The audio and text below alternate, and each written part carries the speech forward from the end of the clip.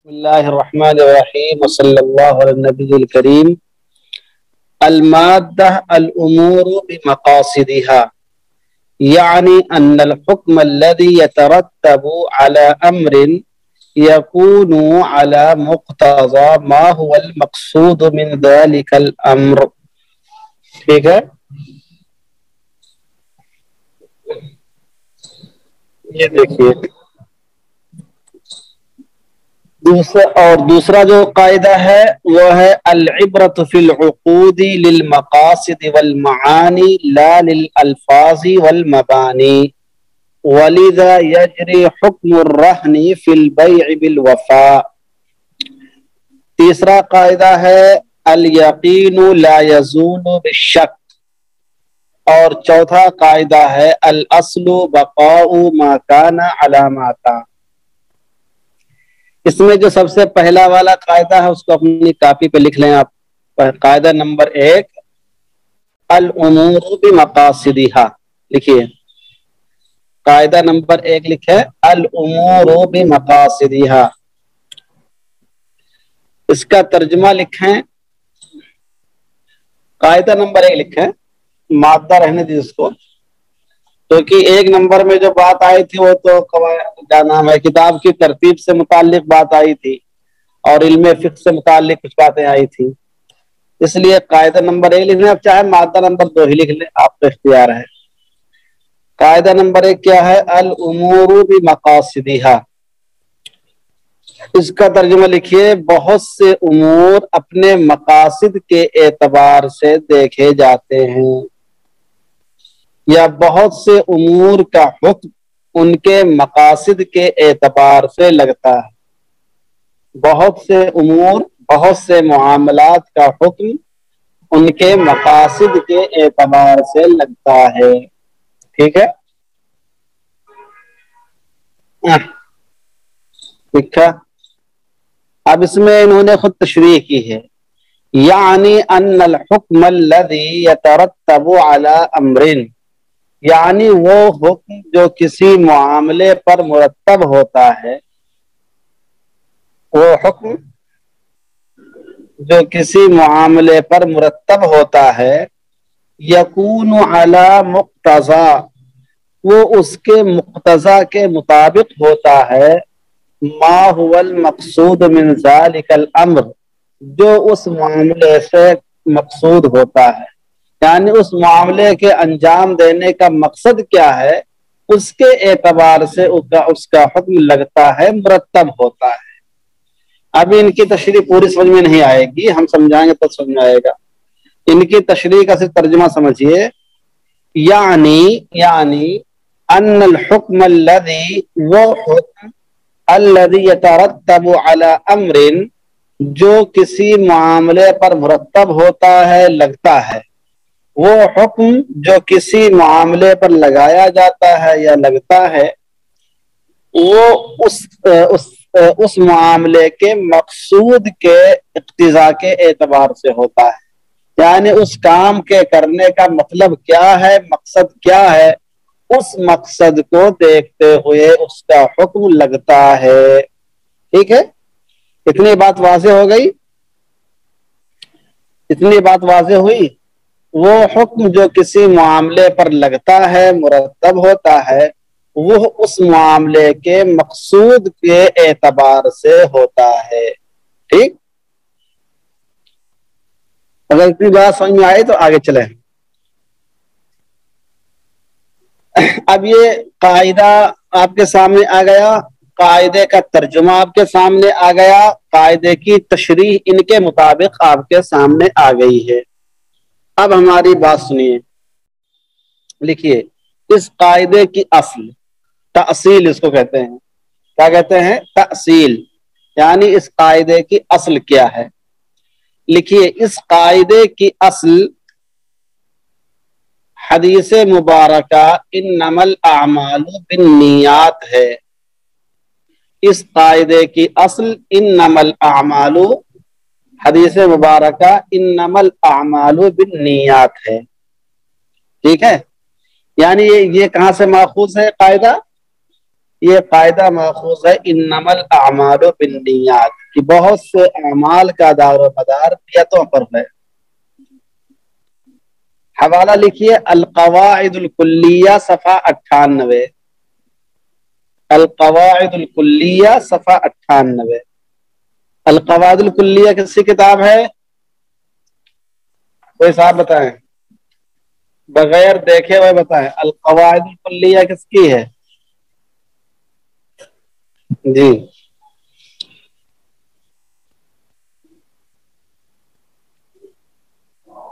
کسی کو نہیں معلوم؟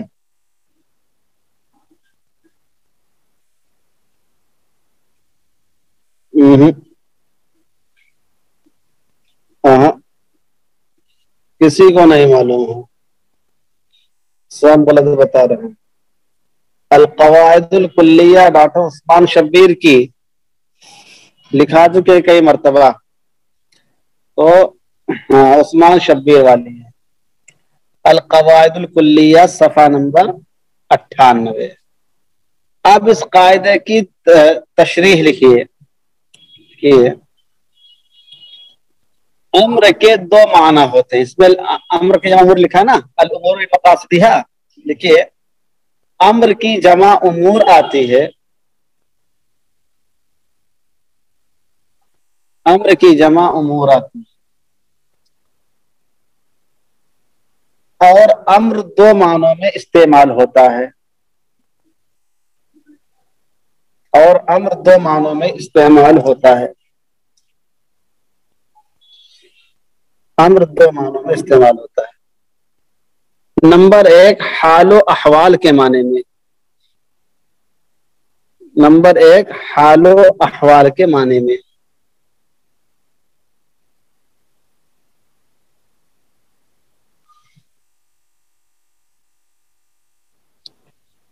جیسے اللہ تعالی کا ارشاد وما امر فرعون برشید. وما امر فرعون برشید. فرعون کا حال اچھا نہیں تھا.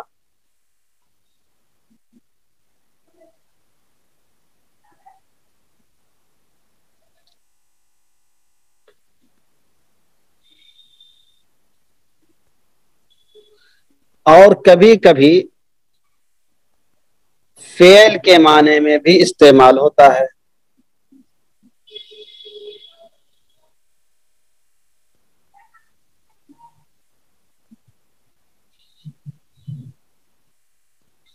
اور کبھی کبھی فعل کے معنی میں بھی استعمال ہوتا ہے. اگر امر کی جمع امور آئے، اگر امر کی جمع امور آئے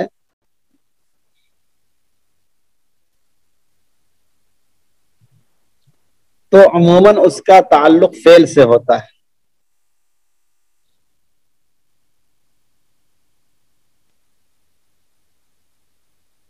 تو عموماً اس کا تعلق فعل سے ہوتا ہے. چاہے وہ فعل زبانی ہو یا بدنی. چاہے وہ فعل زبانی ہو یا بدنی.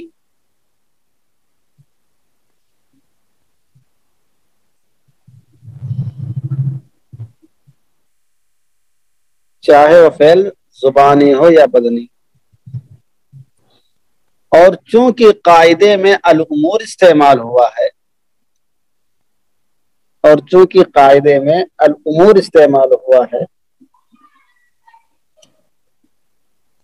اس لیے یہ قاعدہ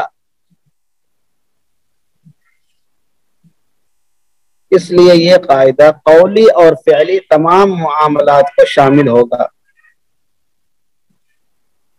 قولی اور فعلی تمام معاملات کو شامل ہوگا.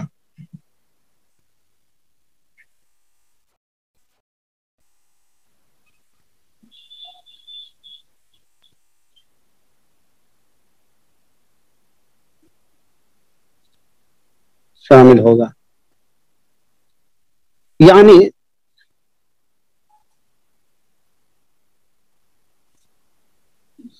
آدمی جو بھی قول و فعل کو انجام دے گا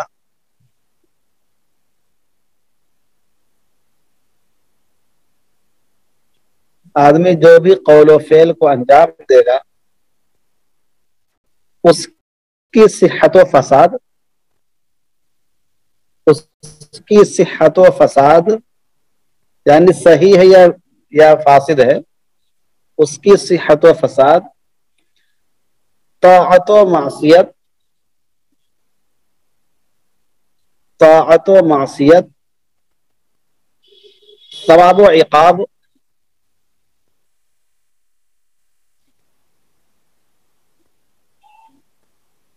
وجوب و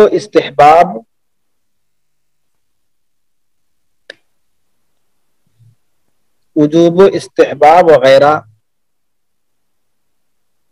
کا تعلق آدمی کے قصد و ارادے سے ہوگا۔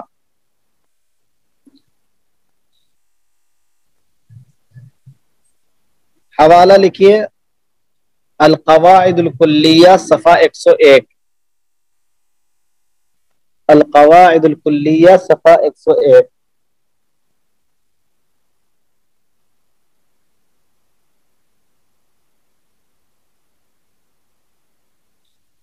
صفحہ 101 لکھا آپ نے؟ اچھا،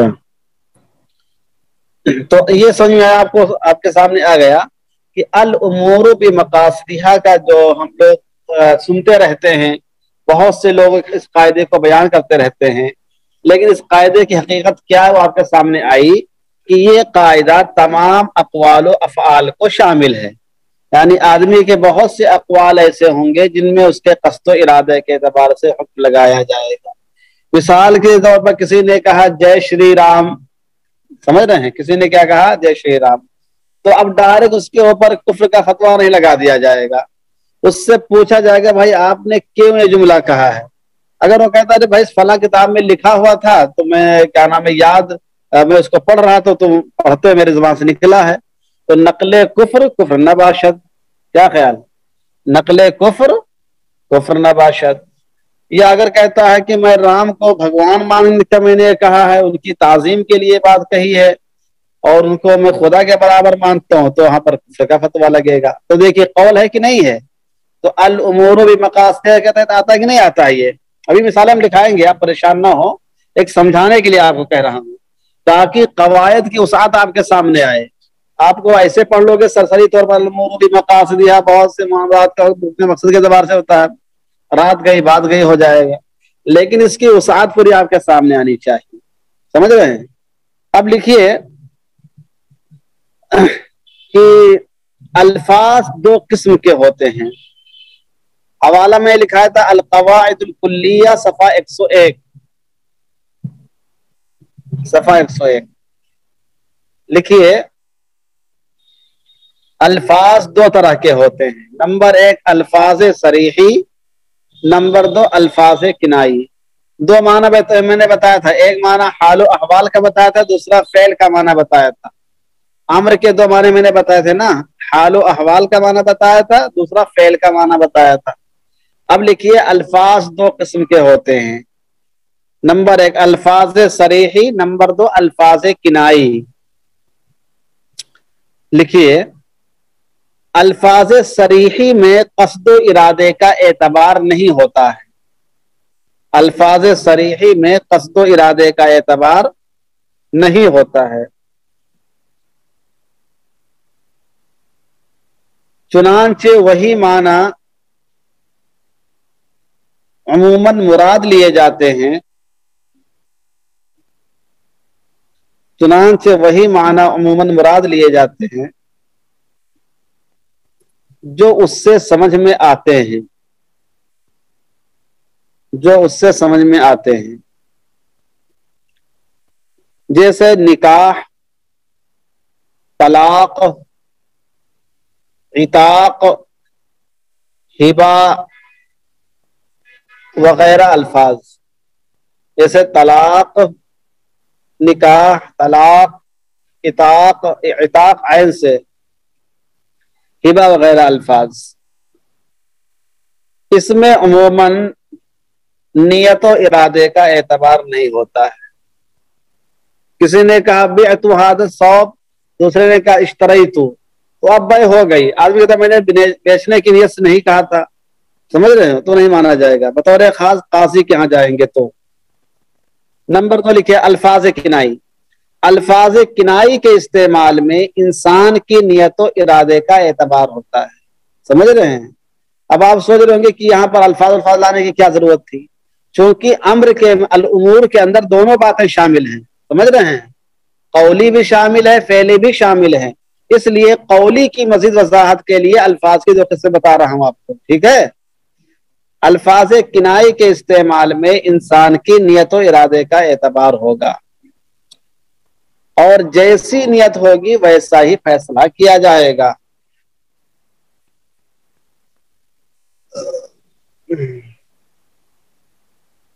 اور جیسی نیت ہوگی ویسا ہی فیصلہ کیا جائے گا.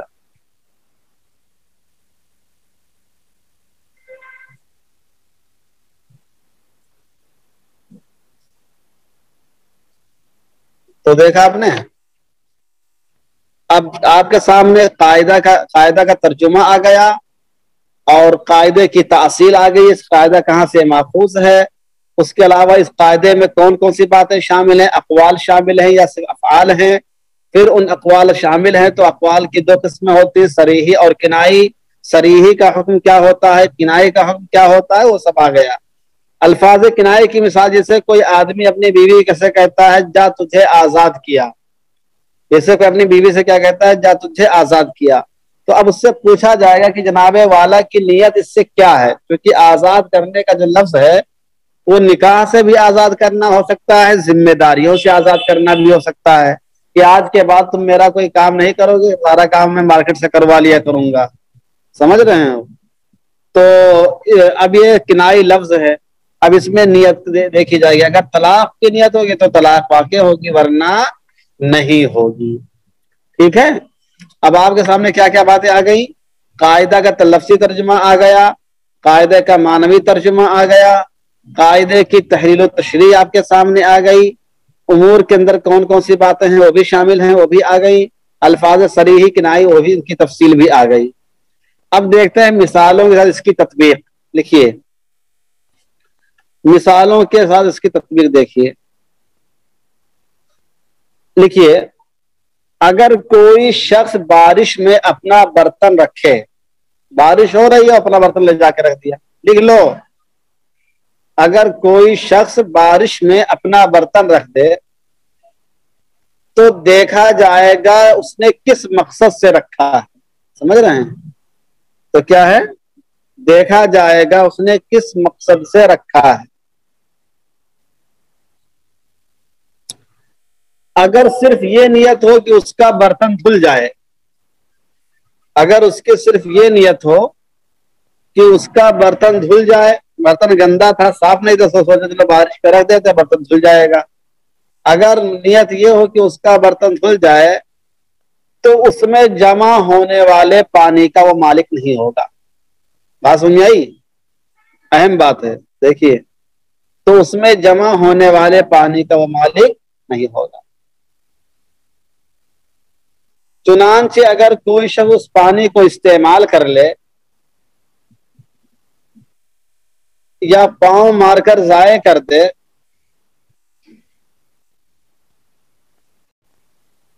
تو اس کا ضمان نہیں دینا پڑے گا.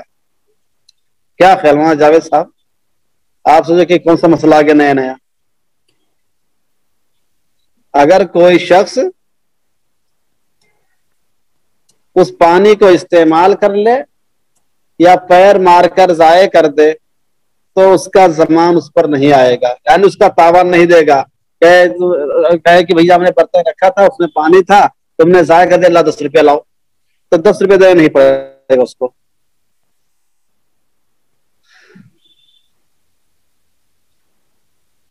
لیکن اگر اس نے اس نیت سے رکھا ہو کہ اس میں پانی جمع ہو جائے، لیکن اگر اس نے اس نیت سے رکھا ہو کہ پانی جمع ہو جائے تو پھر اس کو استعمال کرنے یا ضائع کرنے والے پر ضمان ہوگا.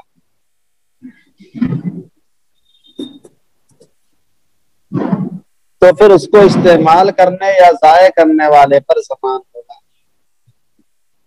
تو یہ بتائیے مسئلہ الامور بمقاصدها کے تحت آیا کہ نہیں آیا؟ یہ مسئلہ الامور بمقاصدها کے تحت آیا کہ نہیں آیا؟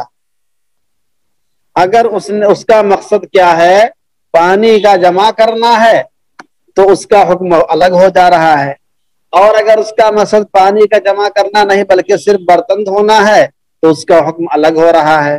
تو یہ معاملہ الامور بمقاصدها کے تحت آیا۔ الطاف سمجھ نہیں پا رہے ہو کیا؟ الطاف شیخ، آر یو ناٹ انڈرسٹینڈنگ؟ اچھا، نمبر 2 مثال لکھیے۔ اگر کوئی شخص میدان میں یا جنگل میں اپنا جال بچھا دے،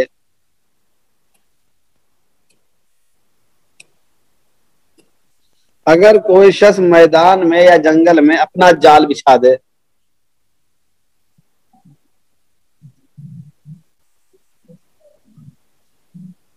اور جال بچھانے کا مقصد جال کو سکھانا ہو، سکھانا جانتے ہیں؟ جف یا جف والا، اور جال بچھانے کا مقصد جال کو سکھانا ہو، بارش میں بھیگ گیا تھا جال، سمجھ رہے ہیں، یا بچے نے پانی گرا دیا تھا، اب آپ پھیلا دیتے سوکھ جائے گا۔ تو اگر جال بچھانے کا مقصد اس کو سکھانا ہو اور کوئی شکار اس میں پھنس جائے، سمجھ رہے ہیں،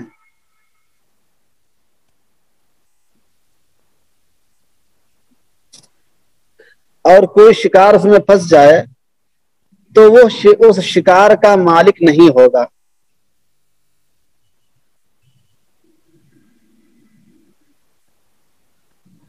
تو وہ اس شکار کا مالک نہیں ہوگا۔ چنانچہ اگر کوئی شخص اس شکار کو آزاد کر دے، چنانچہ اگر کوئی شخص اس شکار کو آزاد کر دے یا ذبح کر کے کھا لے، یا ذبح کر کے کھا لے، تو اس کا ضمان اس پر نہیں ہوگا۔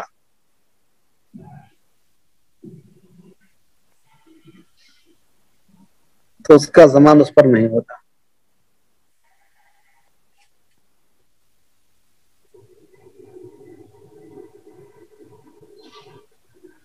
جی، لیکن اگر اس نے شکار کی نیت سے جال لگایا ہو، لیکن اگر اس نے شکار کی نیت سے جال لگایا ہو تو پھر اس کا مالک ہوگا۔ مجیب الرحمن وعلی العکس فحکمہ علی العکس، وعلی العکس فحکمہ علی العکس۔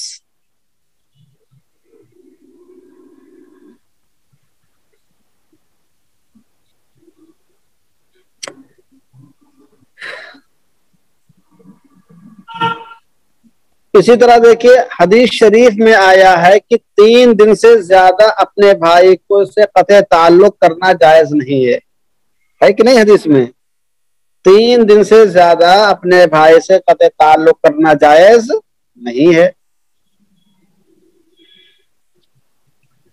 3 دن سے زیادہ اپنے بھائی سے قطع تعلق کرنا جائز نہیں ہے۔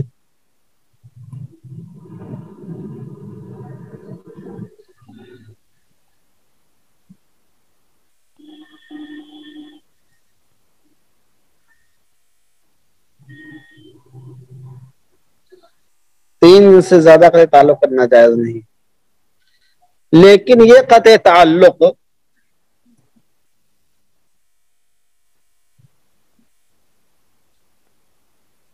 علاقے کی دوری کی وجہ سے ہو، علاقے کی دوری کی وجہ سے ہو،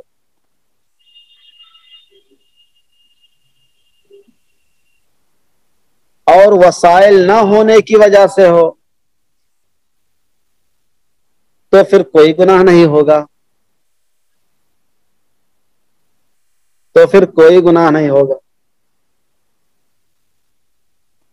اور اگر بغض و عداوت کی وجہ سے ہو اور اگر بغض و عداوت کی وجہ سے ہو تو آدمی گنہگار ہوگا. تو دیکھیے الامور بمقاصدہا ہوا کہ نہیں ہوا؟ الامور بمقاصدہا کا قاعدہ آیا کہ نہیں آیا اس کے اندر؟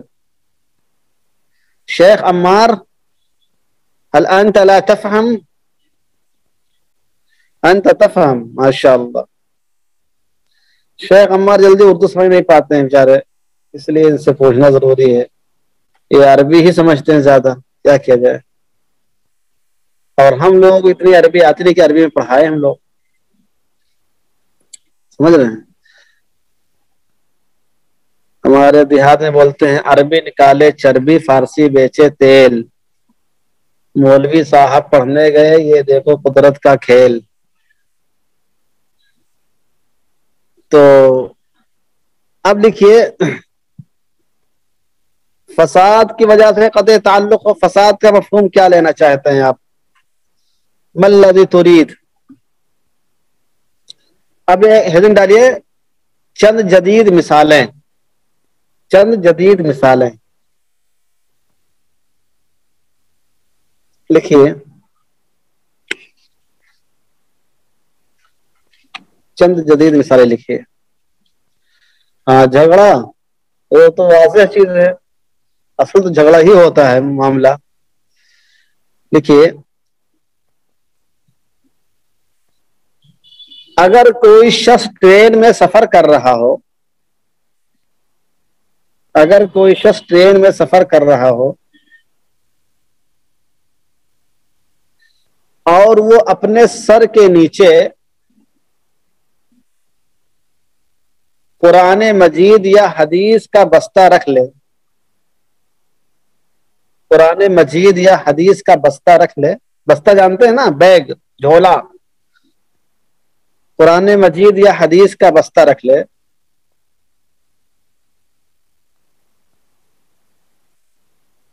اور مقصد یہ ہو کہ کوئی اس کو چرا کر نہ لے جائے،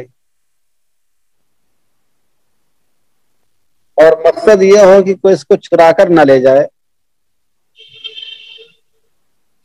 تو اس کا رکھنا جائز ہے. تو اس کا رکھنا جائز ہے. لیکن مقصد یہ تکیہ بنانا ہو،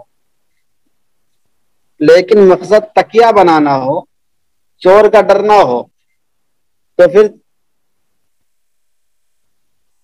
یہ قرآن و حدیث کے ادب و احترام کے خلاف ہوگا. تو پھر یہ قرآن و حدیث کے ادب و احترام کے خلاف ہوگا. تو دیکھا نہیں آپ نے الامور بمقاصدہا فٹ ہوا کہ نہیں ہوا؟ الامور بمقاصدہا فٹ ہوا کہ نہیں ہوا؟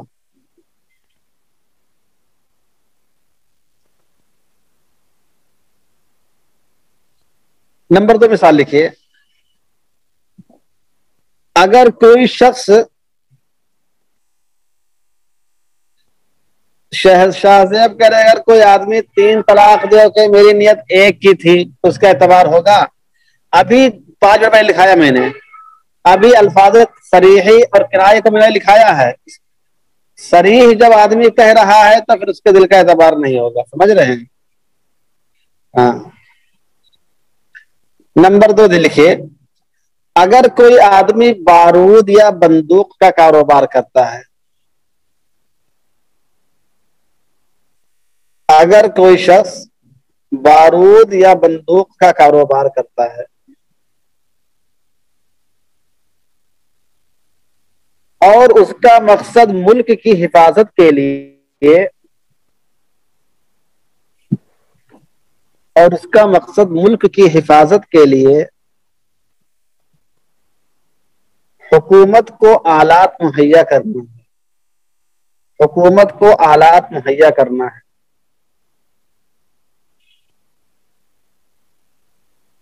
تو پھر یہ جائز ہوگا.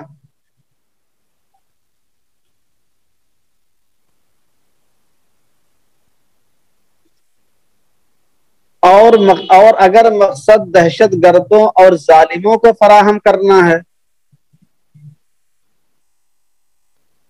اور اگر مقصد دہشت گردوں اور ظالموں کو فراہم کرنا ہے تو پھر الامور بمقاصدها کے تحت کاروبار جائز نہیں ہوگا. تو پھر الامور بمقاصدها کے تحت کاروبار جائز نہیں ہوگا.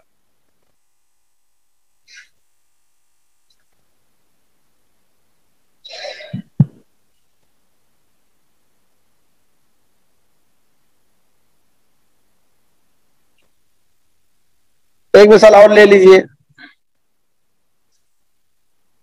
آج کل اخبارات اور رسائل اور ناول وغیرہ پر تصویریں عام ہو گئی ہیں.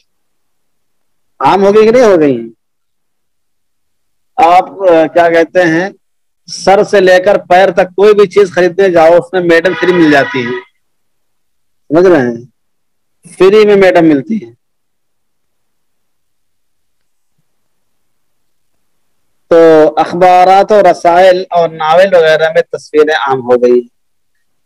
اب اگر کسی کا مقصد اخبارات اور رسائل خریدنا ہو،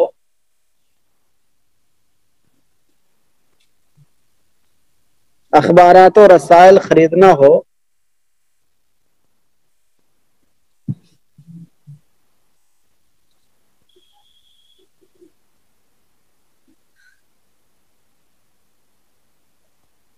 تو پھر اس کے لیے مصور اخبارات خریدنا جائز ہے.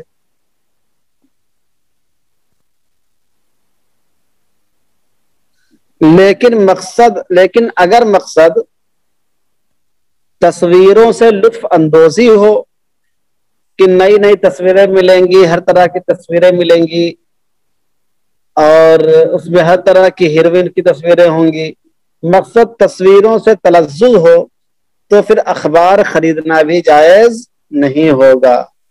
جیسے ہمارے مدارس کے بہت سے طلبہ کسی دن نہیں خریدیں گے، سنڈے کو بطور خاص خریدیں گے. سمجھ رہے ہیں؟ اس لیے کہ سنڈے میگزین اس کے ساتھ آتی ہے نا، اس میں طرح طرح کی چیزیں ہوتی ہیں. تو الامور بمقاصدها کے تحت آپ نے دیکھا، آپ کے سامنے 3 مسائل اس طریقے سے ذکر کیے گئے. اس کے علاوہ آپ دیکھ سکتے ہیں کہ اسکول اور کالج میں بچوں کو اعضاء انسانی دکھا کر تصویر دکھا کر سمجھائی جاتی ہیں. تو میڈیکل لائن میں چونکہ اس کی ضرورت ہوتی ہے، وہاں تو اس کی اجازت ہوگی، عام جگہ پہ اجازت نہیں ہوگی. اسی طریقے سے مدارس اور مساجد میں سی سی ٹی وی کیمرہ کا مسئلہ ہے، کیونکہ مقصد اگر حفاظت ہے تو سی سی ٹی وی کیمرہ لگانا جائز ہے. اور اگر مقصد حفاظت نہیں ہے بلکہ یہ دکھانا ہے کہ ہماری مسجد بہت مالدار ہے، یہاں پر سی سی ٹی وی کیمرہ بھی لگا ہوا ہے، سمجھ رہے ہیں، تو پھر اس کے لگانے کی اجازت نہیں ہوگی. تو اس طریقے سے آپ بہت سارے مسائل میں اس کو فٹ کر سکتے ہیں. میں سمجھتا ہوں کہ الامور بمقاصدها کی تفصیل آپ کے سامنے آ گئی ہوگی. اس کی قدیم مثالیں بھی میں نے آپ کے سامنے رکھ دی ہیں، جدید مثالیں بھی آپ کے سامنے رکھ دی ہیں. سمجھ میں آیا؟ ہاں. طلباء کے موبائل جمع کرنا بھی بہت اہم کام ہے، وہ بھی ایک جائز مقصد ہے. طلباء کے موبائل کو جمع کرنا کوئی ناجائز مقصد تو ہے نہیں. چلیے اب آگے چلتے ہیں. قاعدہ نمبر 2. پہلا قاعدہ سمجھ میں آیا کہ نہیں آیا آپ لوگوں کو؟ پہلا قاعدہ سمجھ میں آیا مکمل طور سے؟ جی ہاں. اب قاعدہ نمبر 2 آئے، دیکھیے کیا لکھا ہوا ہے. العبرۃ فی العقود للمقاصد والمعانی لا للالفاظ والمبانی ولذا یجری حکم الرہن فی البیع بالوفاء. دیکھیے کیا بتا رہے ہیں، کہہ رہے ہیں کہ العبرۃ فی العقود، عقود میں، عقد کی جمع عقود ہے، یعنی وہ معاملات جن میں ایجاب و قبول ہوتا ہے. سمجھ رہے ہیں؟ عقد کی جمع عقود کس کو بولتے ہیں؟ وہ معاملات جن میں ایجاب و قبول ہوتا ہے. ابھی لکھنے کی ضرورت نہیں ہے، آپ پریشان نہ ہوں، ہم بتا دیں گے ابھی سب. تو العبرۃ فی العقود، عقود میں اعتبار ہوتا ہے للمقاصد والمعانی، مقاصد اور مفاہیم کا، مقاصد اور مفاہیم کا اعتبار ہوتا ہے، لا للالفاظ والمبانی، الفاظ اور تعبیرات کا اعتبار نہیں ہوتا ہے، الفاظ اور تعبیرات کا اعتبار نہیں ہوتا ہے، بلکہ مقاصد کا اور مفاہیم کا اعتبار ہوتا ہے۔ اس کی ایک مثال سمجھیے، جیسے آپ کسی دکان پر گئے اور اس کے ہاں سے آپ کو 10 روپیہ والا کولگیٹ لینا ہے، 10 روپیہ والا کولگیٹ لینا ہے۔ آپ نے دکان والے سے کہا کہ یہ 10 روپیہ لے لیجئے اور ہم کو 10 والا کولگیٹ ہدیہ کر دیجئے۔ آپ نے کیا کہا؟ یہ 10 روپیہ لے لیجئے اور 10 والا کولگیٹ ہم کو ہدیہ کر دیجئے۔ تو بولیے یہ ہدیہ ہوگا یا بے ہوگی؟ یہ ہدیہ ہوگا یا بے ہوگی؟ بولیے۔ الفاظ تو اس نے ادا کیے ہیں ہدیہ کے، ہبہ کے، لیکن مقصد اور مفہوم کیا اس کا ہو رہا ہے؟ بے، اس لیے کہ قیمت دے رہا ہے، بالکل وہ سمجھ رہے ہیں، وہ قیمت دے رہا ہے۔ اسی طریقے سے قرآن مجید آپ خریدنے کے لیے جاتے ہیں، اسی طریقے سے آپ قرآن مجید خریدنے کے لیے جاتے ہیں مارکیٹ میں، تو آپ کیا کہتے ہیں؟ بھائی یہ قرآن کتنے روپے میں ہدیہ ہے؟ یہ قرآن اب آپ سے 400 روپیہ لے رہا ہے اور یہ قرآن مجید دے رہا ہے، اور آپ کیا کریں؟ ہدیہ۔ تو بتائیے قرآن مجید کا جب آپ پیسہ دیں تو اس کو ہدیہ کہاں ہوا؟ پھر وہ تو بے ہوتی ہے کہ نہیں ہے؟ تو ہمارے فقہا کیا کہتے ہیں؟ العبرۃ فی العقود، عقود میں یعنی وہ معاملات میں ایجاب و قبول ہوتا ہے، اس میں اعتبار مقصد کا ہوتا ہے، مفہوم کا ہوتا ہے، الفاظ اور تعبیرات کا اعتبار نہیں ہوتا ہے۔ الفاظ و تعبیر آپ کچھ بھی ادا کریں، اس کا جو مفہوم نکل کر آئے گا اس کا اعتبار ہوگا۔ اس کی مثال میں خود پیش کی ہے، ولیذا، اور یہی وجہ ہے، یجری حکم الرہنی فی البیع بالوفا، بے بالوفا میں رہن کا حکم لاگو ہوتا ہے۔ بے بالوفا کیا ہوتی ہے؟ اس سے پہلے میں بتا چکا ہوں کہ بے بالوفا اسے کہتے ہیں کہ کوئی آدمی کہتا ہے کہ فلاں سامان مجھے بیچ دیجئے، اور جب کیا نام ہے آپ کا پیسہ واپس کروں گا تو پھر مجھے دوبارہ بیچ دینا۔ تو اب اس میں لفظ تو بے کا استعمال ہوتا ہے، اس میں لفظ تو ہے بے کا استعمال ہوتا ہے، بیچنے کا، لیکن حقیقتاً وہ رہن ہوتا ہے۔ اب اس کی تفصیل آئے گی۔ جتنا میں نے بتایا اتنا سمجھے کہ نہیں سمجھے؟ جتنا میں نے بتایا اتنا سمجھے کہ نہیں سمجھے بھائی؟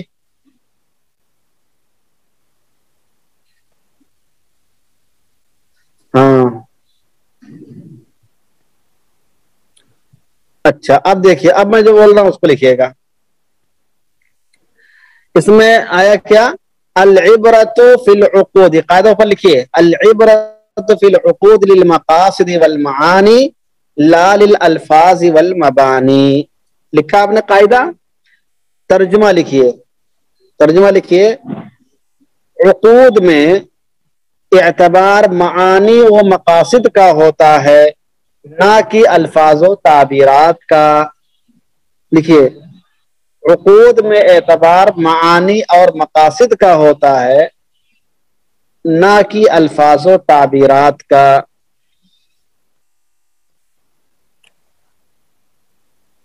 تأصیل لکھیے، تأصیل وہی، اس کی اصل کیا ہے، اس قاعدے کی اصل کیا ہے؟ لکھیے، اس قاعدے کی بھی اصل وہی ہے جو الامور بمقاصدہا کی ہے۔ اس قاعدے کی بھی اصل، اس قاعدے کی بھی اصل وہی ہے جو الامور بمقاصدہا کی ہے۔ اور الامور بمقاصدہا کے بارے میں نے بتایا کہ اس کی اصل انما الاعمال بالنیات ہے۔ تو اس قاعدے کی بھی اصل وہی ہے جو الامور بمقاصدہا کی ہے، کیونکہ دونوں کا تعلق قصد و ارادے سے ہے، کیونکہ دونوں کا تعلق کس سے ہے؟ قصد و ارادے سے ہے، کیونکہ دونوں کا تعلق قصد و ارادے سے ہے۔ حوالہ لکھیے، المفصل صفحہ 193۔ المفصل کسی کتاب ہے؟ لکھا چکا ہوں، بولنا نہیں ورنہ آن لائن ماریں گے۔ آن لائن مکہ بھی آنا چاہیے۔ مودی جی سے کہیے کہ ہر چیز ڈیجیٹل بنا رہے ہیں، مارنے کی بھی کوئی ڈیجیٹل شکل پیدا کریں۔ ہاں کس کی ہے المفصل؟ المفصل کس کی کتاب ہے بولو؟ سب سوچ رہے ہیں. ہاں با حسین صاحب کی ہے نا. یعقوب البا حسین. دیکھیے المفصل صفحہ 193. اور آگے لکھیے پھر یہ قاعدہ پہلے والے قاعدے کی فرع ہے. یہ قاعدہ پہلے والے قاعدے کی فرع ہے، یعنی اسی کا ایک حصہ یہ بھی ہے. یعنی یہ مستقل اپنا قاعدہ نہیں ہے بلکہ اسی سے ماخوذ ہے. یہ قاعدہ پہلے والے قاعدے کی فرع ہے کیونکہ وہ عام ہے اور یہ خاص ہے. کیونکہ وہ عام ہے اور یہ خاص ہے. اس کا حوالہ لکھیے شرح القواعد للزرقاء صفحہ 55. شرح القواعد قواعد الفقہیہ للزرقاء صفحہ 55. مصطفیٰ زرقاء کی شرح القواعد الفقہیہ للزرقاء صفحہ 55. الوجیز فی شرح القواعد. الوجیز فی شرح القواعد صفحہ 14. الوجیز فی شرح القواعد صفحہ 14. الوجیز فی شرح القواعد صفحہ 14. الوجیز کس کی کتاب ہے؟ الوجیز کس کی ہے؟ عبد الکریم زیدان کی. مصنفین کا نام یاد کر لو اللہ کے بندے. کتابوں کا نام مصنفین کا نام یاد کر لو. ہاں یہ زیدان کی ہے، عبد الکریم زیدان کی. تو بات سمجھ آئی؟ قاعدہ آپ کے سامنے آ گیا، قاعدے کا لفظی ترجمہ آپ کے سامنے آ گیا، قاعدے کی اصل آپ کے سامنے آ گئی. سمجھ رہے ہیں؟ قاعدے کی اصل آپ کے سامنے آ گئی. اور اب دیکھیے کیا ہے قاعدے کی تشریح. دیکھیے اس قاعدے کو سمجھنے سے پہلے اس کے اندر جو اہم الفاظ استعمال ہوئے ہیں ان کو سمجھ لینا ضروری ہے. اس قاعدے کو سمجھنے سے پہلے کیا ہے اس کے اندر جو الفاظ استعمال ہوئے ہیں ان کو سمجھ لینا ضروری ہے.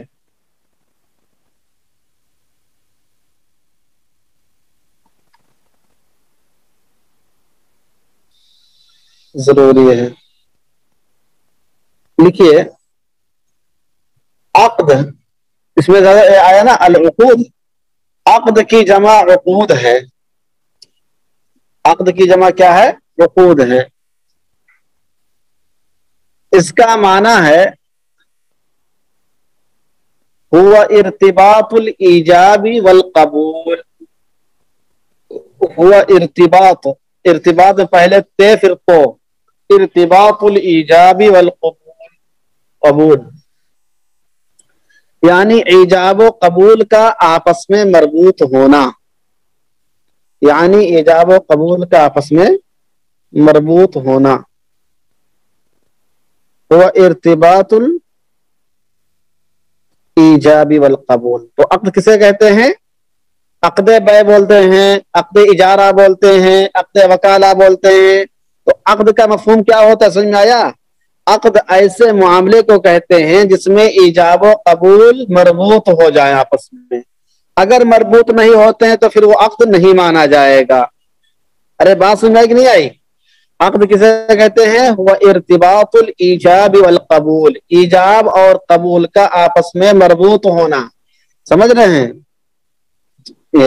اس کو کہتے ہیں اردو میں اس کو معاملہ اور کانٹریکٹ کے معنی میں استعمال کیا جاتا ہے. سمجھے؟ کانٹریکٹ انگریزی میں کیا بولتے ہیں؟ اس کو کانٹریکٹ کہتے ہیں. اردو میں معاملہ اور انگریزی میں کانٹریکٹ کہتے ہیں. کانٹریکٹ. اب دیکھیں الفاظ کسے کہتے ہیں؟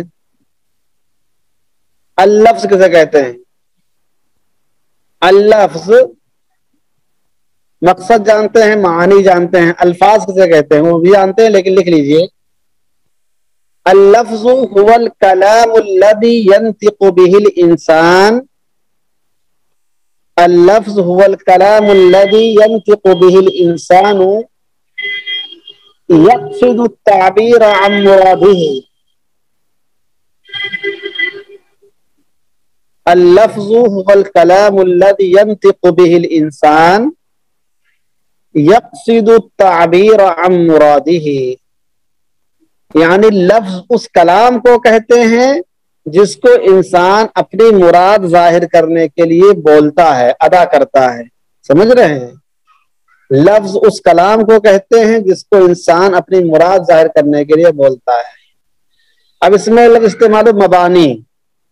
دیکھیے مبنا کی جمع مبانی ہے، مبنا کی جمع مبانی ہے. اس کا معنی کیا ہوتا ہے؟ الجمل التامہ التي تفید معنی. مبانی کیسے کہتے ہیں؟ الجمل التامہ، جملتن کی جمع جمل، الجمل التامہ التي تفید معنی، یعنی وہ مکمل جملہ جس سے کوئی معنی سمجھ میں آئے، اس کو کیا کہتے ہیں؟ مبانی، جس کا ترجمہ ہم نے تعبیرات سے کروایا ہے آپ کو. سمجھ رہے ہیں؟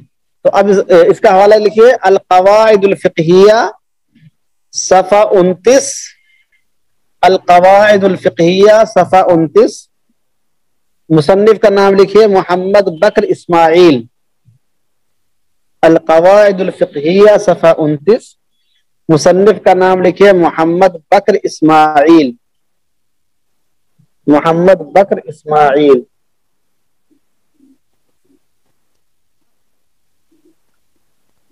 تو اب کیا سمجھ میں آیا کہ العبرۃ فی العقود للمقاصد والمعانی، ایجاب و قبول والے معاملات میں اعتبار مقصد اور مفہوم کا ہوتا ہے، الفاظ اور تعبیرات یا جملوں کا اعتبار نہیں ہوتا ہے. آدمی اپنے منہ سے جو جملہ ادا کر رہا ہے کوئی ضروری نہیں کہ وہی مراد لیا جائے، اس سے جو نتیجہ نکلتا ہے، اس کا جو مفہوم نکلتا ہے، اس کا جو مقصد نکلتا ہے، اس کا اعتبار ہوتا ہے، جس کی مثال میں نے آپ کے سامنے ابھی پیش کی تھی.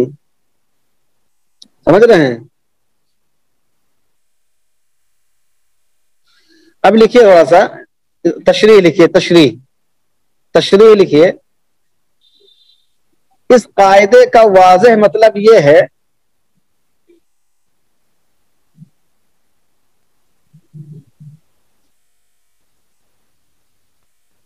اس قاعدے کا واضح مطلب یہ ہے کہ عقد اور معاملات میں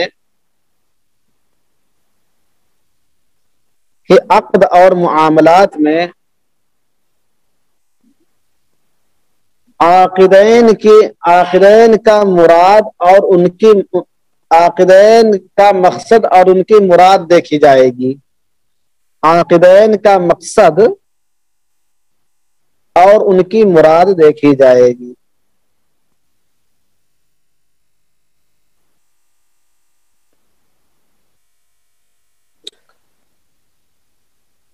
ان کے الفاظ و تعبیرات کا اعتبار نہیں ہوگا.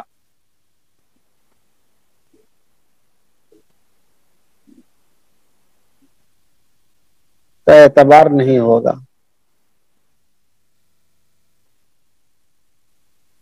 کیونکہ الفاظ و تعبیرات میں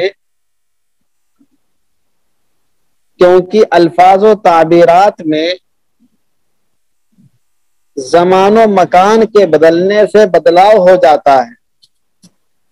زمان و مکان کے بدلنے سے بدلاؤ ہو جاتا ہے، جبکہ مقصد ہمیشہ ایک ہوتا ہے. سمجھ رہے ہیں؟ مقصد ہمیشہ ایک ہوتا ہے.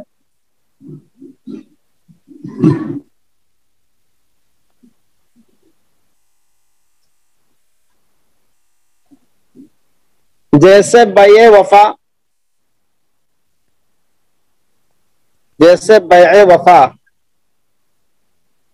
کہ اس میں لفظ تو بیع کا استعمال ہوتا ہے،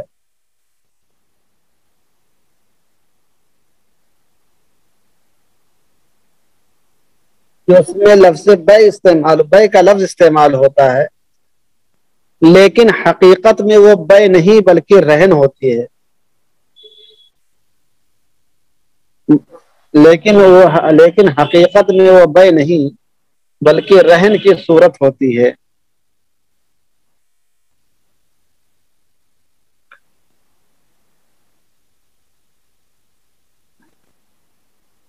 अब नीचे लिखिए बैع वफा की तारीफ लिखिए, बैع वफा की तारीफ लिखिए।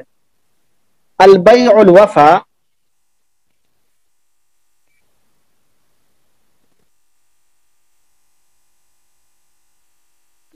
अल बैउल वफा हुआ अन यक़ूल अल बायिउ लिल मुश्तरी, हुआ अन यक़ूल अल बायिउ लिल मुश्तरी,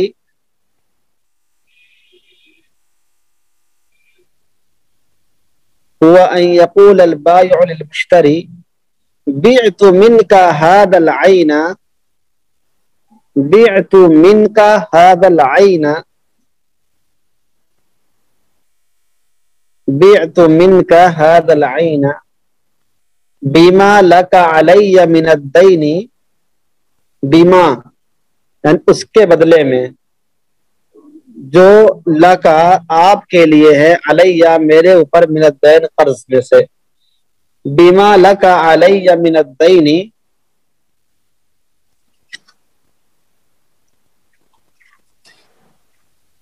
अला अन्नी मता क़ज़ैतुहु,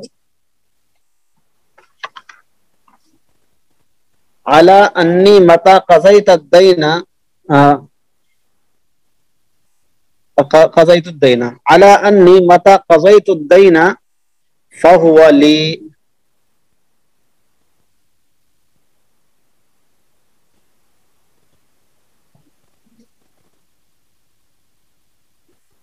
बै वफा उस बै को कहते हैं, तर्जुमा लिख लीजिए, बै वफा उस बै को कहते हैं जिसमें बाए मुश्तरी से कहता है,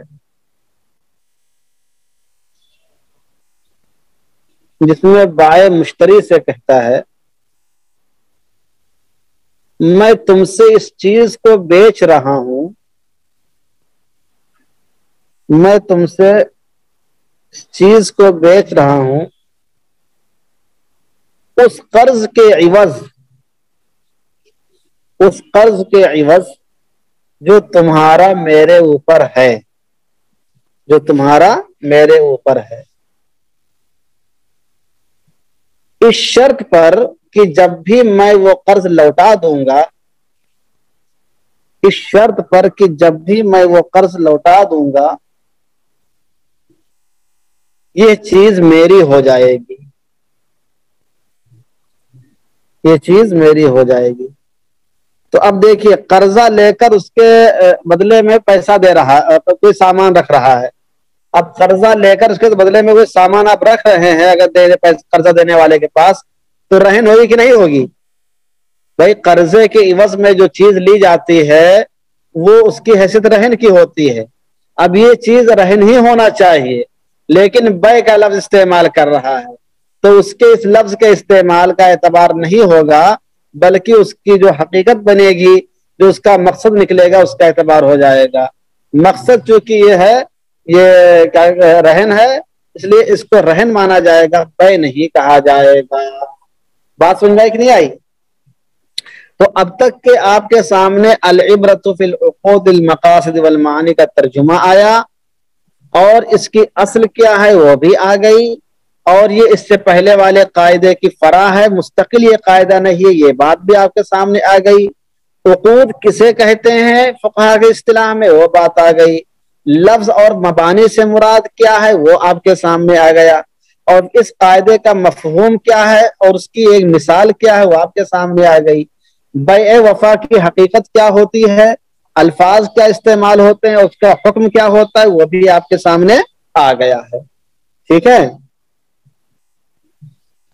अब लिखिए मिसालों मिसालों के साथ तत्बीकात लिखिए।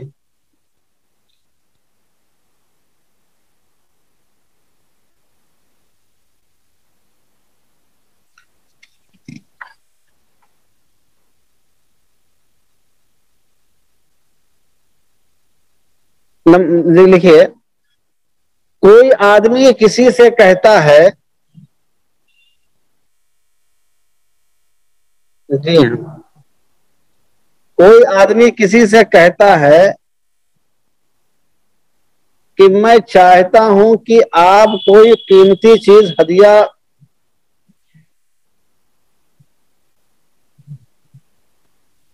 میں چاہتا ہوں کہ آپ کو کوئی قیمتی چیز ہدیہ کروں،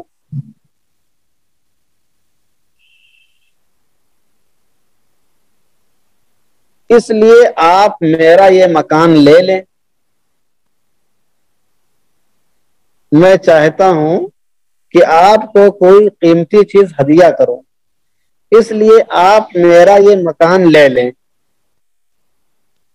اور مجھے 10 لاکھ روپے دے دیں، اور مجھے 10 لاکھ روپے دے دیں۔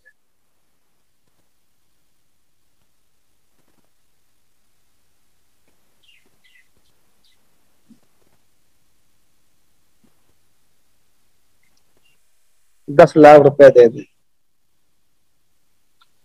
تو یہ ہبہ نہیں ہوگا بلکہ بے ہوگا۔ تو یہ ہبہ نہیں ہوگا بلکہ بے ہوگا، کیونکہ العبرۃ فی العقود للمقاصد والمعانی لا للالفاظ والمبانی۔ بات سمجھ میں آئی؟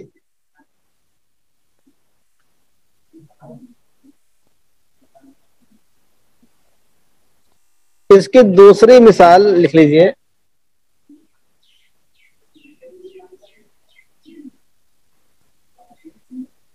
بینک کے سود کو،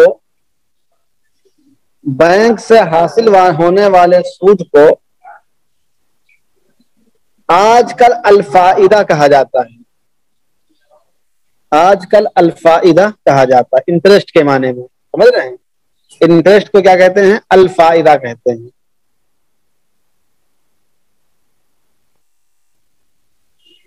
جس کی وجہ سے بہت سے لوگوں کو شبہ ہوتا ہے،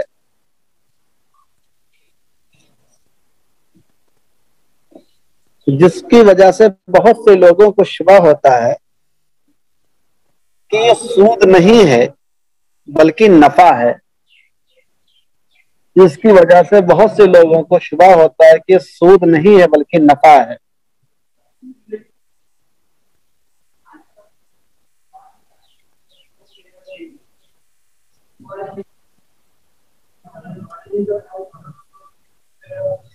لیکن الفاظ کے بدل دینے سے اس کی حقیقت نہیں بدل جائے گی،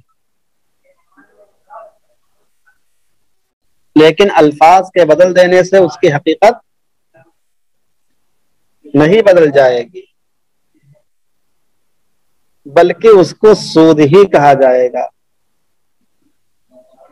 بلکہ اس کو سود ہی کہا جائے گا، کیونکہ فقہا کا قاعدہ ہے العبرۃ فی العقود للمقاصد والمعانی۔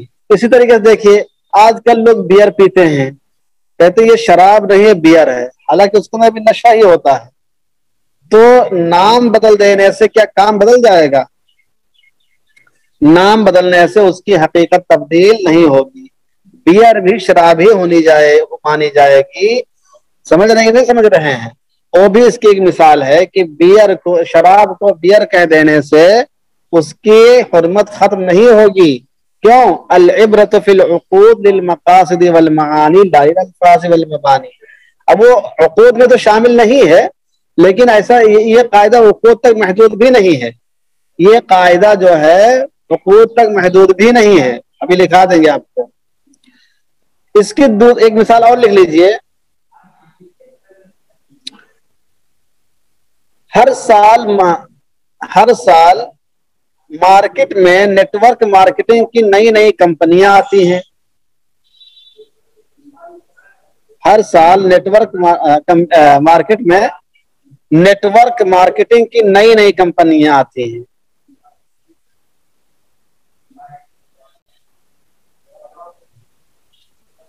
مثلا کچھ سالوں پہلے آر سی ایم کمپنی تھی، مثلا کچھ سالوں پہلے آر سی ایم کمپنی تھی،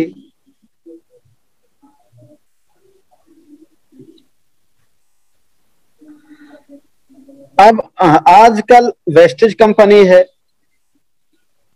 آج کل ویسٹیج کمپنی ہے۔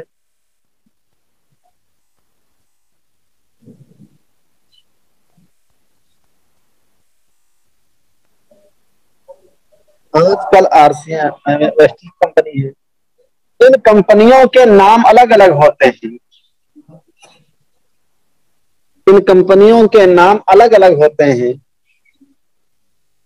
لیکن کام اور مقصد تقریباً یکساں ہوتا ہے۔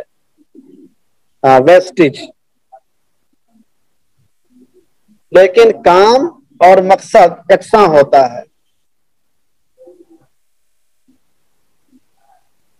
یعنی چین در چین ممبر بنانا،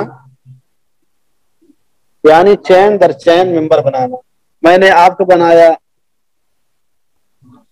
آپ نے کسی اور کو بنایا، انہوں نے کسی اور کو بنایا، اس طریقے سے۔ چنانچہ ان سب کا حکم ایک ہوگا، چنانچہ ان سب کا حکم ایک ہوگا، نام بدل دینے سے، نام بدل دینے سے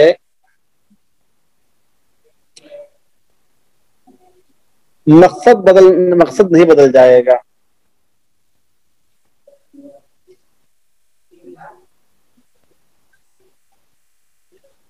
ایک مثال اور لکھ لیجیے،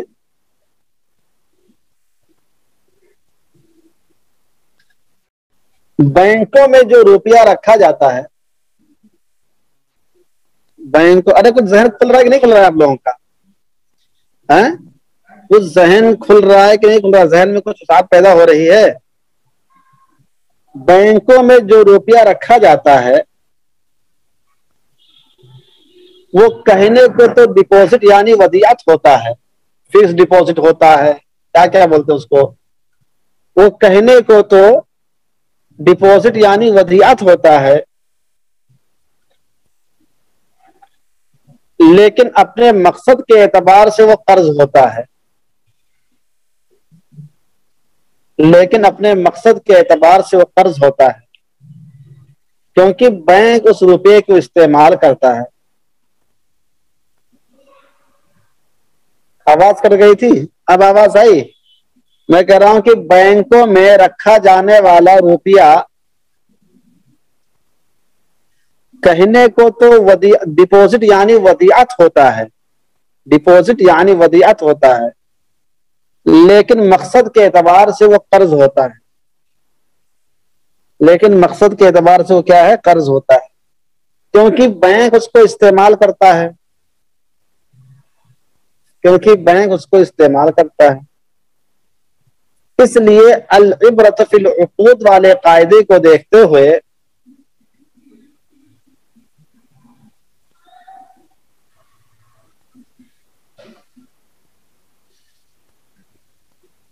اس پر قرض کا حکم لگائیں گے،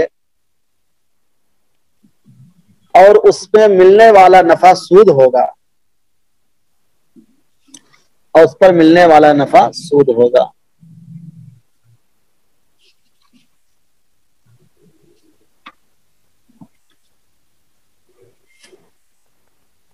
چلیے ایک قاعدہ اور پڑھیے۔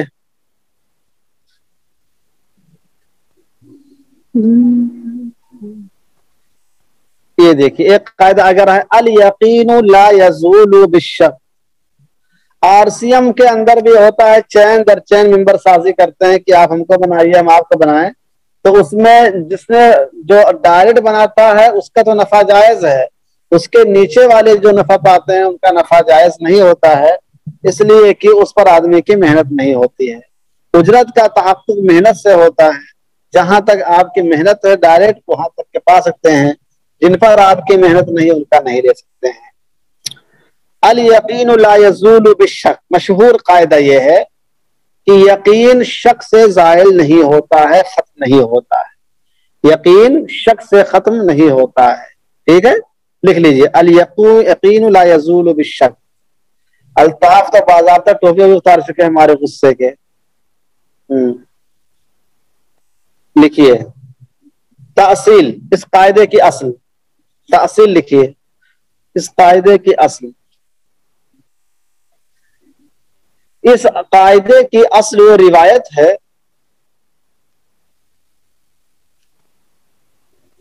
اس قاعدے کی اصل وہ روایت ہے جس میں رسول اللہ صلی اللہ علیہ وسلم نے ایک صاحب کو فرمایا تھا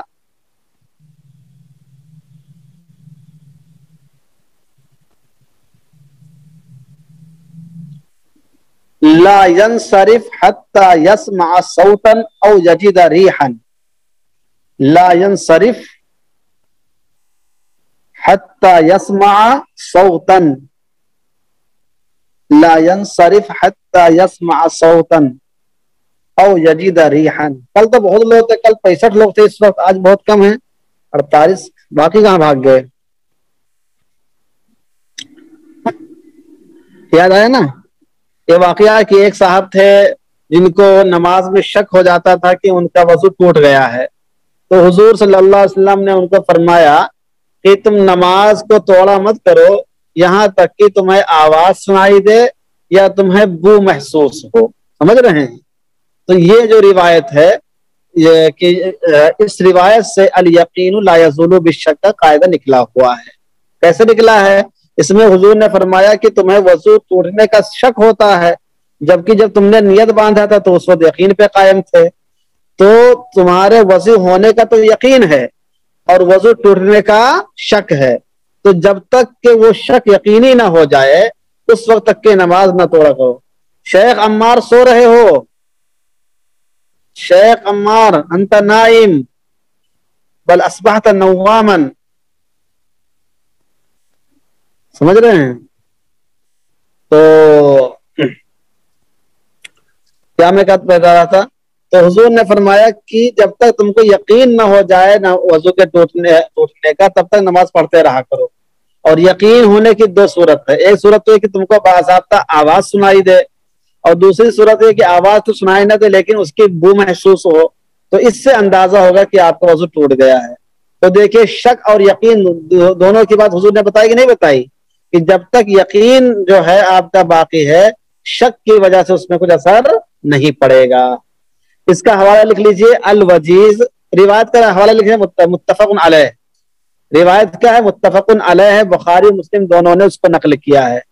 اور یہ اصل کس نے بیان کی ہے اس کے لیے دیکھیے الوجیز صفحہ 35، الوجیز فی القواعد الفقہیہ صفحہ 35، عبد الکریم زیدان نے.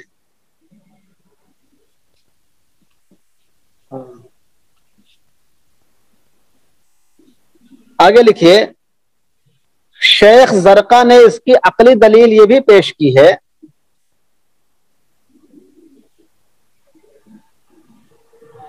شیخ زرقہ نے اس قاعدے کی عقلی دلیل یہ بھی پیش کی ہے کہ کے بعد لکھیے الیقین اقوی من الشک، الیقین اقوی من الشک، الیقین اقوی من الشک حکما، الیقین اقوی من الشک حکما لکونہ قاطعا، لکونہ قاطعا با قاف تو اور عین سے، لکونہ قاطعا فلا ينہدم بالشک، فلا ينہدم بالشک. لکھیے شرح القواعد للزرقاء صفحہ 38، شرح القواعد للزرقاء صفحہ 38. شیخ زرقاء نے کیا بات کہی؟ شیخ زرقاء نے فرمایا کہ الیقین اقوی من الشک حکما، حکم کے اعتبار سے یقین جو ہے وہ شک سے زیادہ طاقتور ہوتا ہے، شک کے مقابلے میں زیادہ قوی ہوتا ہے. کیوں؟ لکونہ قاطعا، اس لیے کہ یقین جو ہوتا ہے وہ قطعی ہوتا ہے. یقین کیا ہوتا ہے؟ وہ قطعی ہوتا ہے، پختہ ہوتا ہے. فلا ينہدم بالشک، لہذا شک کی وجہ سے وہ منہدم نہیں ہوگا، ختم نہیں ہوگا. تو شیخ زرقاء کی بات میں ایک دم ہے کہ یقین کا مرتبہ جو ہے بڑھا ہوا ہوتا ہے حکم کے اعتبار سے، شک کا درجہ نیچا ہوتا ہے، لہذا نیچا والا اونچے والے کو اتنی آسانی سے گرا نہیں سکتا ہے. سمجھ رہے ہیں؟ بات سمجھ میں آئی کہ نہیں آئی؟ تو قاعدے کا ترجمہ آپ کے سامنے آیا. قاعدے کی اصل دو اصل، ایک عقلی ایک نقلی، دونوں آپ نے لکھ لیا ہے. اب لکھیے اس میں اس قاعدے میں دو الفاظ استعمال ہوئے ہیں. اس قاعدے میں دو الفاظ ایسے ہیں جن کو پہلے سمجھ لینا اصل قاعدے کو سمجھنے کے لیے ضروری ہے. سمجھ رہے ہیں؟ جن کو سمجھ لینا پہلے سمجھنا ضروری ہے. ایک ہے الیقین اور دوسرا ہے الشک. ایک کیا ہے؟ ایک ہے الیقین، دوسرا ہے الشک. محمد عمار جاؤ منہ دھو لو، منہ دھو کے پھر آ کے بیٹھو. ابھی تم کو نشہ طاری ہے. سمجھ رہے ہیں؟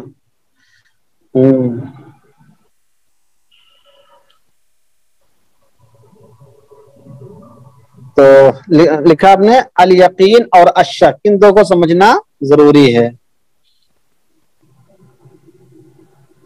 میں برستی ہے فضاؤں میں نشہ طاری ہے، میرے ساقی نے کہیں جام اچھالے ہوں گے. سمجھ رہے ہیں؟ تو ان کی ساقی نے ہو سکتا ہے اس پڑوس میں اچھال دیا ہو جام. رات میں جام اچھالا ہوگا، دن میں نیند آ رہی ان کو. سمجھ رہے؟ چلیے صاحب. تو اور شک کو سمجھنے کے لیے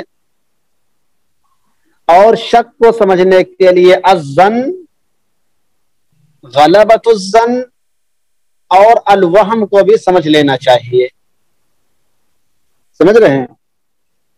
الظن، غلبۃ الظن اور الوہم، یہ سب سنتے ہوں گے آپ لوگ اس سے پہلے کہ شک ہے یا یقین ہے، ظن ہونا چاہیے، ظن غالب ہونا چاہیے، وہم ہونا چاہیے. کیا کیا سب سنتے ہوں گے. آج سب سمجھیے کیا ہے تاکہ آپ لوگوں کو بھی وہم ہونے لگے. سب سے پہلے لکھیے الیقین کسے کہتے ہیں. لکھیے الیقین.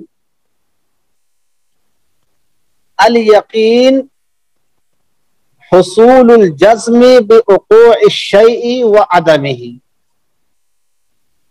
الیقین حصول الجزم، جزم جیم سے اور زے سے، جزمی، حصول الجزم بوقوع الشیء وعدمہ، یعنی کسی شے کے واقع ہونے یا نہ ہونے کے بارے میں قطعی طور پر دل مطمئن ہو، اس کو یقین کہتے ہیں. سمجھ رہے ہیں؟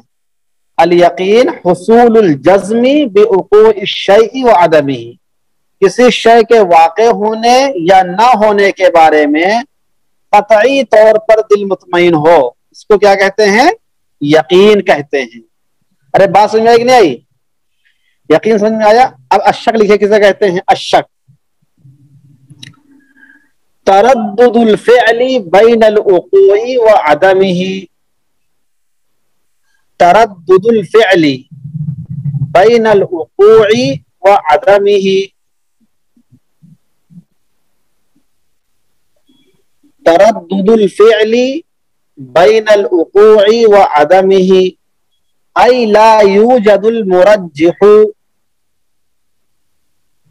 ای لا یوجد المرجح للأحد اصلا،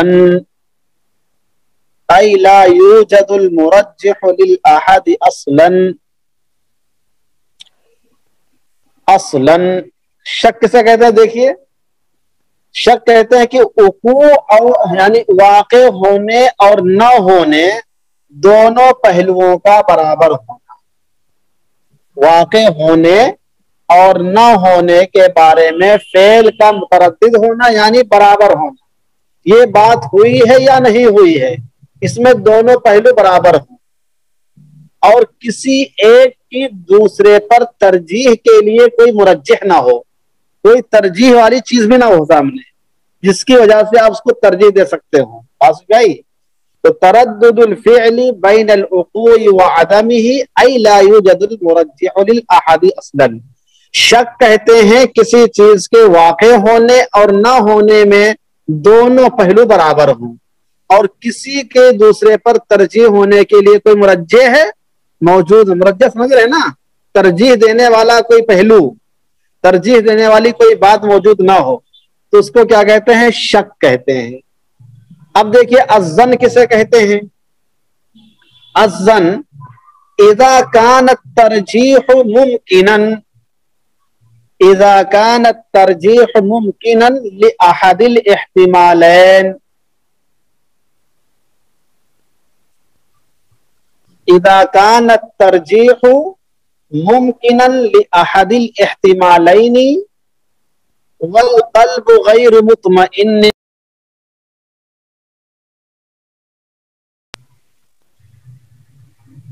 इज़ा कानत तरजीह मुमकिनन लिअहदिल इहतिमालैनि वल क़ल्ब गैर मुतमइन्न लिल जिहतिर राजिहति अयज़न वल क़ल्ब गैर मुतमइन्न लिल जिहतिर राजिहति अयज़न फतकूनु जिहतुर राजिहि फी दरजतिज़ ज़न फतकूनु जिहतुर राजिहि फी दरजतिज़ ज़न। ये देखिए बहुत जबरदस्त बात बताई इन्होंने। क्या बताया कि जन किसे कहते हैं?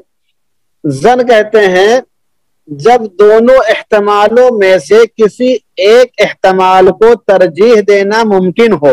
समझ रहे हैं?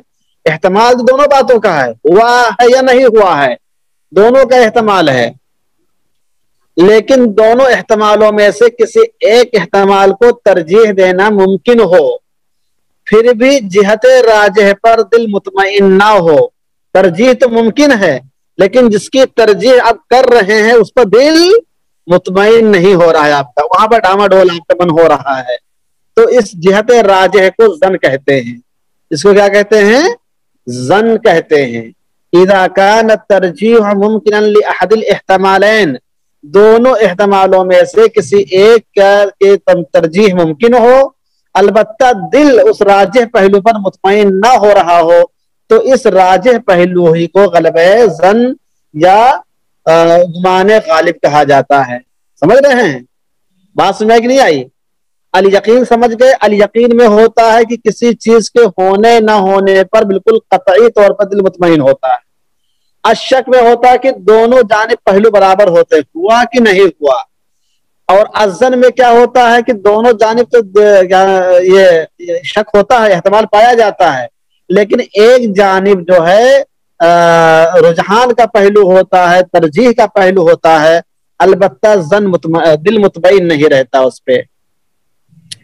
एक बार फिर बोल दें, अज़न्नु जन कहते हैं इज़ा कान तरजीह मुमकिनन लिअहदिल इहतमालैन, जब दोनों एहतमालों में से किसी एक की तरजीह मुमकिन हो, वल क़ल्ब गैर मुतमइन्न लिल जिहतिर राजिहति अयज़न, और दिल राजिह पहलू पर भी मुतमईन ना हो, फतकूनु जिहतुर राजिहति फी दरजतिज़ ज़न, तो ये जो राजिह पहलू है जो आपके नजदीक जिस पर बिल्कुल दिल मुतमईन नहीं हो पा रहा है, यही जन के दर्जे में होता है।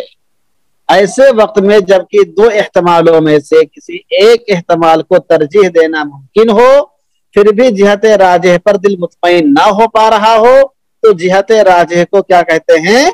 जन कहते हैं। बात समझ में आई कि नहीं आई? अल यकीन समझ में आया? अशक समझ में आया? अज़्ज़न समझ में आया? अल्ताफ कुछ बोल नहीं रहे हो, क्या बात है? आ गया? आगे देखिए, गलबे ज़न किसे कहते हैं? गलबतुज़ ज़न। ज़न के बाद गलबे ज़न देखिए।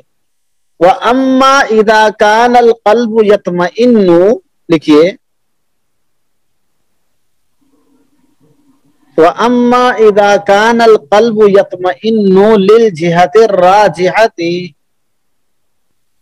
व अम्मा इज़ा कानल क़ल्बु यत्मइन्नु लिल जिहतिर राजिहति फतकूनु ज़न्नन गालिबा, फतकूनु ज़न्नन गालिबा, और अगर जिहते राजिह पर दिल मुतमईन हो जाए तो फिर वही जन से निकलकर जन्ने गालिब हो जाता है। बात समझ में नहीं आई? अगर उस जो पहलू राजिह हुआ था आपके नजदीक, भाई जन में क्या था कि दोनों एहतमाल में से एक की तरजीह मुमकिन थी, अलबत्ता दिल मुतमईन नहीं हो पा रहा था उस तरजीह पर, तो जन के दर्जे में था। और अगर उस पहलू पर दिल आपका मुतमईन हो जाता है तो फिर यही गलबे जन हो जाता है। यही क्या है? गलबे जन हो जाता है। इसी को ज़न्ने गालिब कहते हैं, इसी को गुमाने गालिब कहते हैं। अम्मा इज़ा कानल क़ल्बु यत्मइन्नु लिल जिहतिर राजिहा, और अगर दिल मुतमईन हो जाए राजिह पहलू पर, फतकूनु ज़न्नन गालिबा, تو پھر اسی کو ظن غالب کہتے ہیں. ٹھیک ہے. اب الوہم دیکھیے,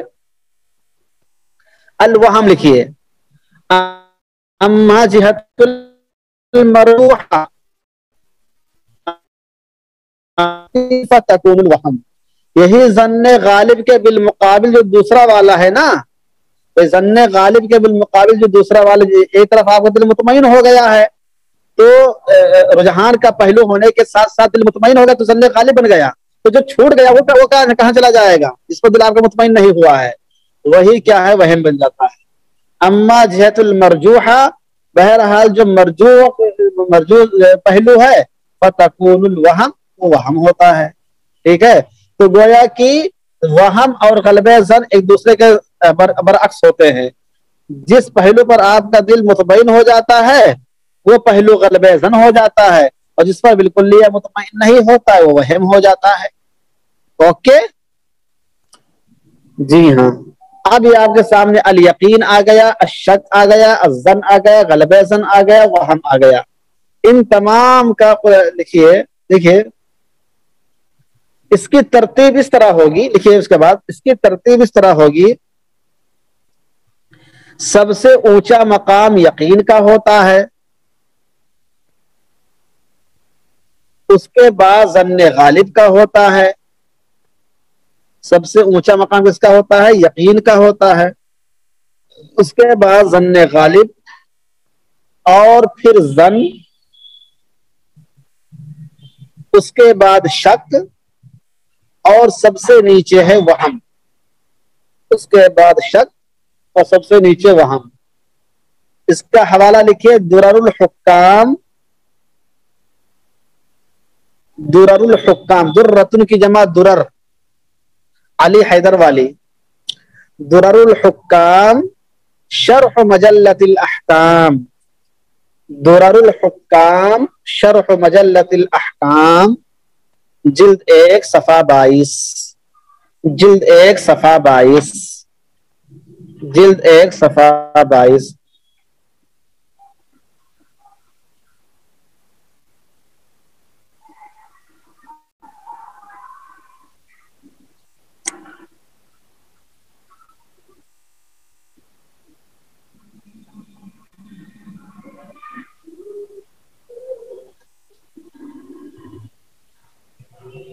سمجھ رہے ہیں؟ دیکھیے یہ قاعدہ بہت ہی اہم قاعدہ ہے. علامہ قرافی مالکی نے اس کو متفق علیہ قاعدہ قرار دیا ہے.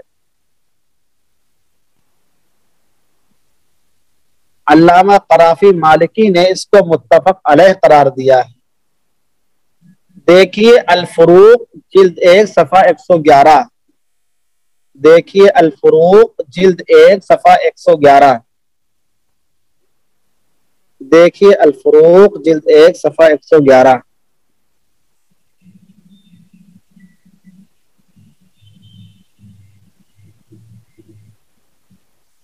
اب اس میں باقی رہ گئی ہے اس مثالوں کی تطبیق. تو آپ نے دیکھا کہ الیقین لا یزول بالشک, یقین جو ہے شک کی وجہ سے زائل نہیں ہوتا ہے. اب اس یقین اور شک کے درمیان بھی معاملہ میں نے کیا ترتیب لکھایا, سب سے اونچا مقام یقین کا ہوتا ہے, اس کے بعد ظن کا ہوتا ہے, ظن غالب کا ہوتا ہے, پھر ظن کا ہوتا ہے, پھر شک کا ہوتا ہے. تو معلوم یہ ہوا کہ یقین اور شک کے درمیان بھی 2 مقامات ہیں, یقین اور شک کے درمیان بھی 2 مقامات ہیں کہ نہیں ہیں, ایک ظن غالب کا, دوسرا ظن کا, ہے کہ نہیں ہے؟ ایک ظن غالب کا مقام ہے, دوسرا ظن کا مقام ہے. جب ظن غالب سے یقین پر کوئی فرق نہیں پڑتا ہے اور ظن سے یقین پر کوئی فرق نہیں پڑتا ہے تو شک سے یقین پر کوئی فرق پڑے گا؟ بولیے, شک سے کوئی فرق پڑے گا؟ نہیں پڑے گا. اس لیے جہاں پر یقین آپ کو کسی معاملے کا ہو اور دوسری جانب شک پیدا ہو رہا ہو تو پھر اس شک کا کوئی اعتبار نہیں ہوگا. اب رہ گئی اس کی مثالیں, قدیم و جدید مثالیں, تو اس کو انشاءاللہ کل لکھا دیں گے. ٹھیک ہے.